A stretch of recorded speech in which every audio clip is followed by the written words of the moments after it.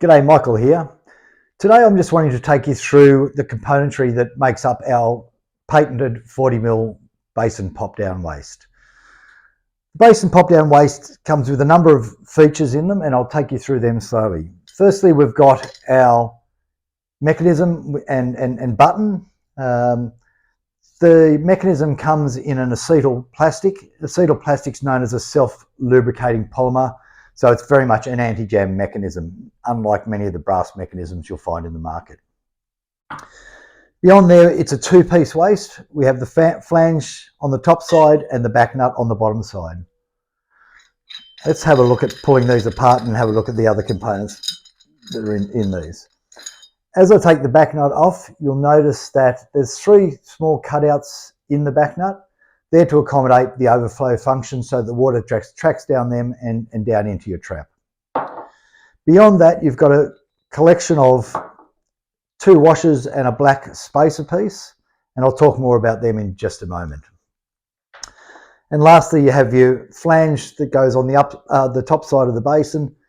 Flange comes with a silicone sealing washer. Those washers will be suitable for 95% of basins in the marketplace. However, if you find that you're not getting, that washer's not creating interference or a seal, as it were, between the flange and your basin, then you may need to remove that washer, apply a simple bead of neutral cure silicone, and then bed your flange into that silicone gasket. So let's have a look at why we need these couple of other parts that we touched on a moment ago. With the 40mm basin pop down, the way the product is designed is rather requires it to have a larger section at the top, which simply means that the back nut stops at that point. So any basins with a thickness less than the gap between the flange and the back nut there will need a packing piece essentially, and that packing piece is that second washer and the black injection molded spacer. Now let's put it together. Okay, so the flange, as we mentioned before, has a silicone washer on the underside of it, and in this case it goes straight through the hole. That silicone washer takes up beautifully on the china basin. I'm just going to turn it over for ease of showing installation.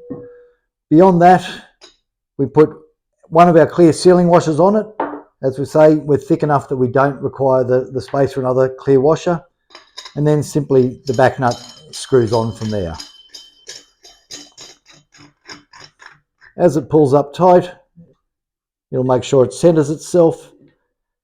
And then all we need to do is nip that back nut up. It has got flats on the side of the back nut, which mean you can use a shifting spanner or a set of grips to tighten the back nut. In the vast majority of cases, just by hand, you can pull that up tight enough that it will seal and seal beautifully. From there, we just drop our floating mechanism in. It drops in, and we're ready to connect our basin. Our basin can go into the vanity with a trap connected to it. Okay, so I hope that's been really helpful in showing you how our basin pop down goes together.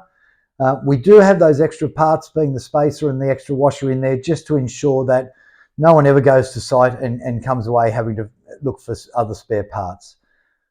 Thanks for joining me today, and I hope you get lots of fabulous use out of your Bounty bathroom wear pop down waist. Thanks.